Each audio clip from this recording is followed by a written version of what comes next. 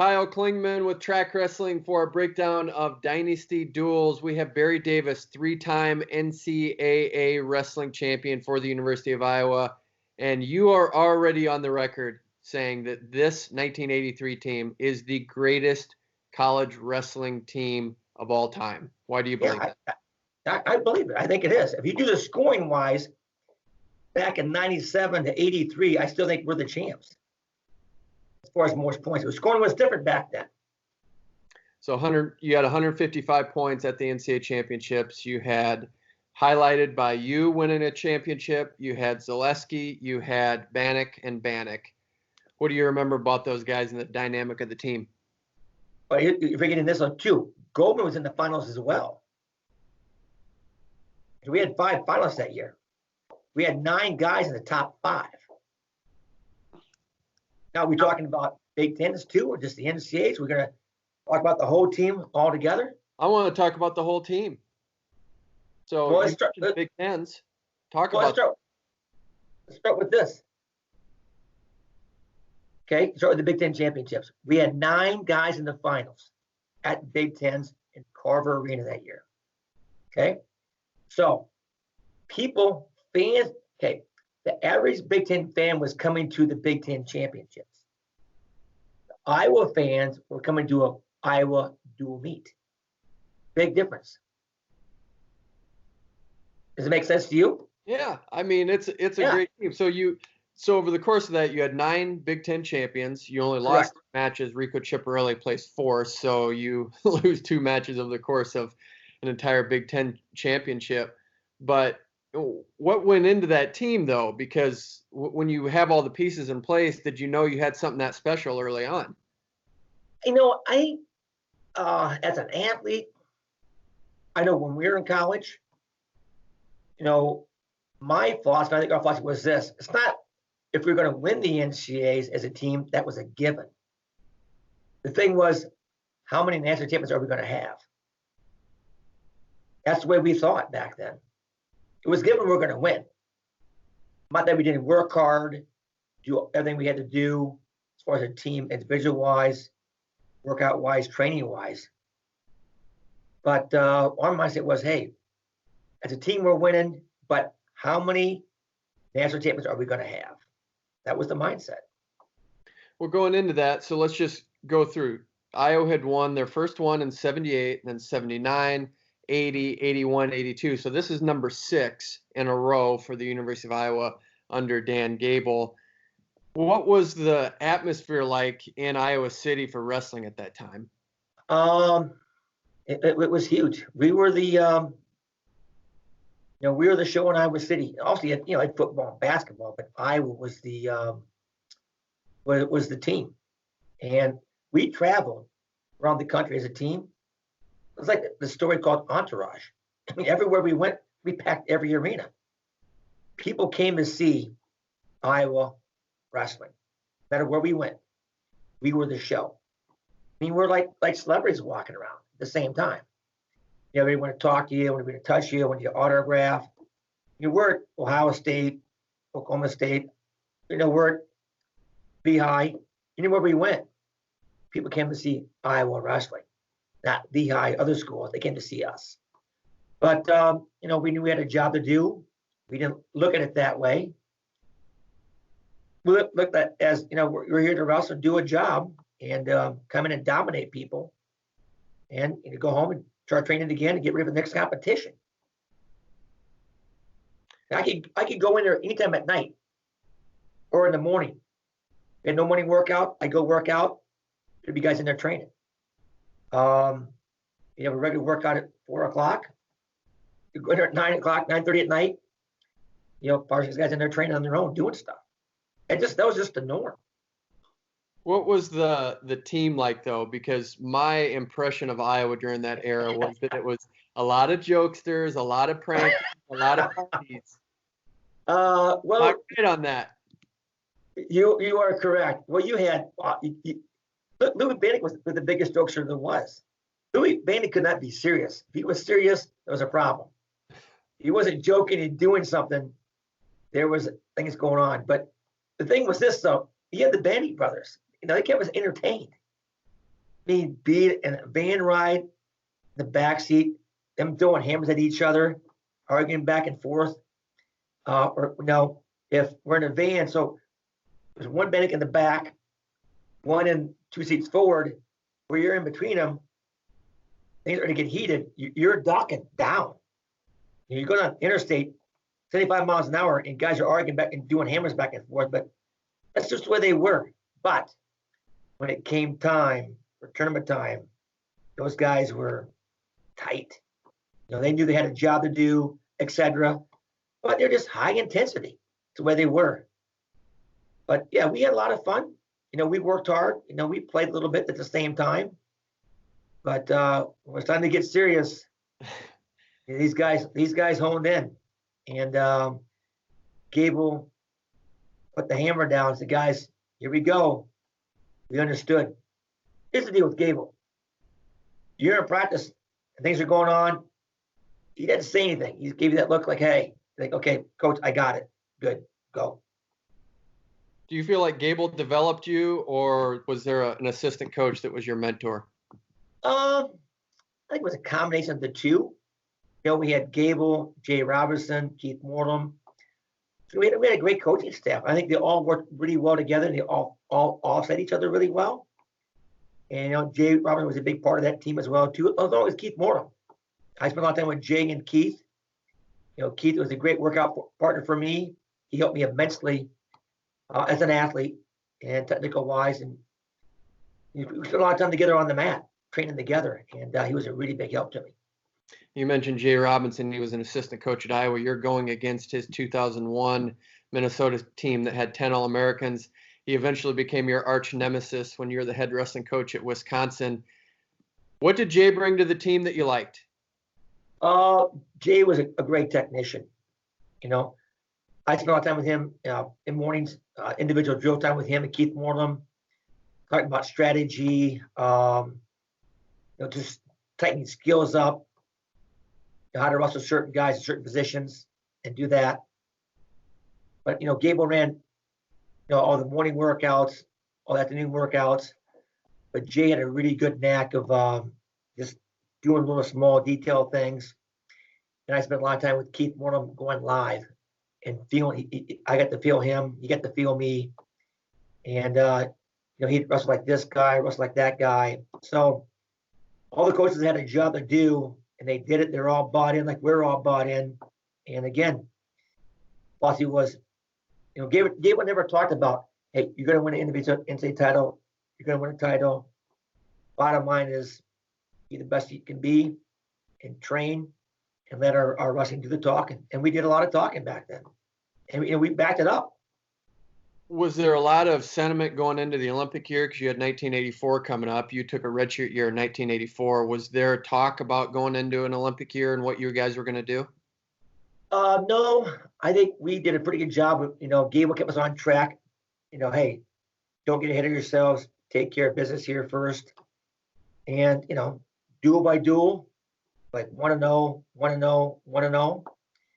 And he kept us pretty focused on the task at hand. I think we as individuals all bought in, knew it was all about the team. Got some guys who go up a weight, down a weight.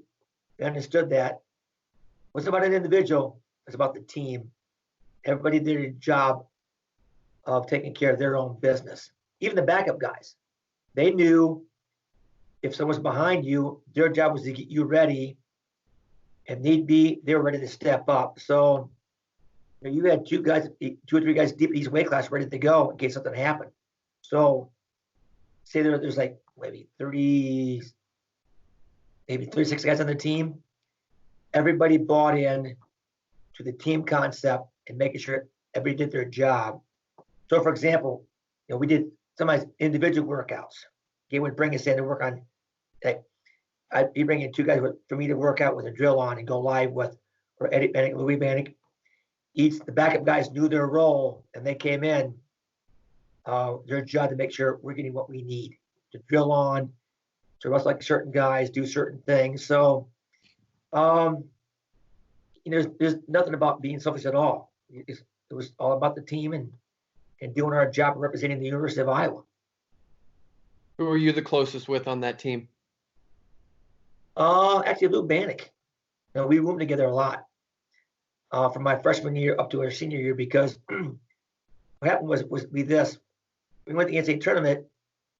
You know, we went to the first round. Like one family, like the first 5 guys would go over, warm up, get ready to go, and as we were done, a group would be coming over. We'd be going back to the hotel to eat and recover, get ready for the night session. So when I got back to the room, there was nobody there. I could lay down, take a nap, with no disruption at all. Louis came back. By then I was up doing my thing. I'd leave. Louis may take a little nap, do what he had to do, and we went off to the next session. Gabe had it pretty well planned. You know, rooming wise, what we had to do to make sure everybody got their rest time, recovery time, with no interruptions. Talked about you guys having a good time. You like to party. Is there any times that you got away with it and you shouldn't have? Yeah, you know what? Here's the deal. I didn't drink in college. None of that. I wasn't into that. I was just into doing my job. There was probably a little bit of that. I think, you know, this group here was pretty well focused. I think down the road, the other guys maybe lived off that a little bit, maybe part a little bit more. But this group here was a really special group. And I think a few guys did a few things because you're working that hard and doing what we did. I mean, Gabe will put us through stuff that would make him really go throw up, you know, from our workouts. You're talking about, you know, 6:30 a.m. workouts. You're running Carver stairs, doing buddy carries up Carver stairs. You're going downstairs. Your legs are just shaking because they're so tired doing buddy carries. We're drilling. We're tired. Stuff like that right there. So, you know, some guys need a little bit of release. They go out and do a few things, but they knew their limitations. Me, I just kept on working out because, you know, my focus was on winning the whole time. Are you the greatest Iowa wrestler of all time? I think I'm one of many. One of many. You know, you got Eddie Bannock, a 4-time finalist, Lincoln McRaven. But yeah, I'll say this: like three guys ever in the history of college wrestling made all four international teams while in college. Junior World, Pan Am World Olympic team. It'd be Kyle Snyder, Randy Lewis, and myself. All three done it. No one else has ever done it in the history of wrestling. But that's interesting you say one of many, because before the call you said you're the best ever. So what changed here from going public to private here? You said just trying to be a little humble. But I think yeah. In college, I would say with making all 4 major teams in college, you know, 4 Big Ten titles, 3-time All-American, 3-time national champion. I could say, yeah, maybe the best. But you know, everybody has their opinion. But I know this: my senior year, I know I couldn't win 4 titles. I wanted 18 and 26. I wanted to go 34 to be the first guy to win it at all 3 weight classes because no one's ever done it before. I mean, people won 3 titles, but no one's ever won 4. They've only won it at 2 different weight classes. I wanted to go 134 my senior year. You know, Gabe and I had a discussion on this. I thought about it for a long time. So I redshirted in '84. I come back from the Olympic Games, silver medal. It was on my mind that, hey, I couldn't win 4. I'm going to win 3, but I want to do it in a different weight class. And if I did it in a different weight class, obviously Kyle Dickens won at 4 different weight classes. I could be the only guy to win it at 3. That would have separated me from everybody else from the 3-timers. But again, like I said earlier, all about the team. Team is first. And Gabe and I had about 3 or 4 different discussions on this. And he was right. Barry, it's about the team. So I went back down to 26 and won my 3rd title. And then Greg Randall, I think, took 2nd that year to Jim Jordan from Ohio State. And I tell Jimmy, hey, Jimmy, what's for Gable? You'd be a 1-timer, not a 2-timer. So think how cool this is. We got the greatest Iowa wrestler of all time, according to Barry Davis, and the greatest team of all time, according to Barry Davis. So what a great combination here for 1983. Well, again, people have their own opinions on that, and I hope I'm not sounding like I'm out of place here. But again, everybody has their opinions on certain things, and but again, there's a lot of great guys that came out of Iowa, and I think like you look at Randy Lewis, he had a chance to win it 3 times, blew his elbow, but I think Randy Lewis is probably the most exciting wrestler out of Iowa all time, for sure, in my opinion.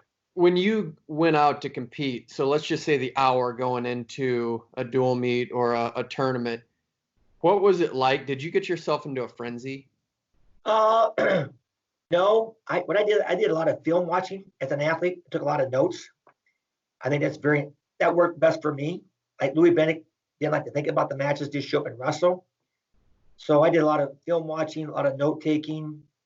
And that time we had a 5-hour weigh-in in between competition. Between weigh-ins, weighed in at 2, competed at 7. So I'd recover, do that. I'd take time to visualize about my opponent and the matches. I didn't say a whole lot. I just did my warm-up and then get myself ready to go. I didn't really work myself into a frenzy. I kind of ran scenarios through my mind, how to attack my opponent, how to make sure I'm aggressive, tough on top, be in the positions I need to be in to give myself a chance to be successful in that dual meet or tournament, and represent the team the way I need to represent it. And that was to win. And win as either Penn, Tech, and do my job and score as many points as possible to raise as many points for the team. You got a lot of colors here represented. You got Gable Gold, you got Silver Star Nutrition. You going to do anything with bronze? No, not yet. But I think we're going to come up with another flavor here pretty soon, hopefully with Gable Gold. Right now we got chocolate and vanilla, and in fact we might end up making another flavor. Let the women talk about that. Let them choose the flavor they want. But I work for a company called Silver Star Nutrition. It's all natural protein company. But again, I attack my job like I attack wrestling. Always looking for the edge, always looking for the next new thing, and be the best at what I do in my position I am now. Barry, thanks for sharing this time with us and sharing your memories on the 1983 team. You're a fun guy. Do I get it? Did they debate with Jay Robinson? He's going to say his team's the greatest. Obviously, he's going to say his team's the greatest. But I think we can debate that. I think. Well, see, Jay's interesting though because he was an assistant coach and a head coach of the team, so he really does have final say on what's going to happen here. So he has a great insight that you don't have. Like, he was the coach of one team and assistant coach of the other. So I think whatever his take is, we're going to go with that as being the decision. Well, I disagree with that because, again, if he's really honest with himself, he'd probably say, I was the best team. He has to. There's no doubt about it. He might, and we're going to find out. So stay tuned, and we'll make sure you know about it. All right, Kyle. Thank you very much. I appreciate your time. Thank you.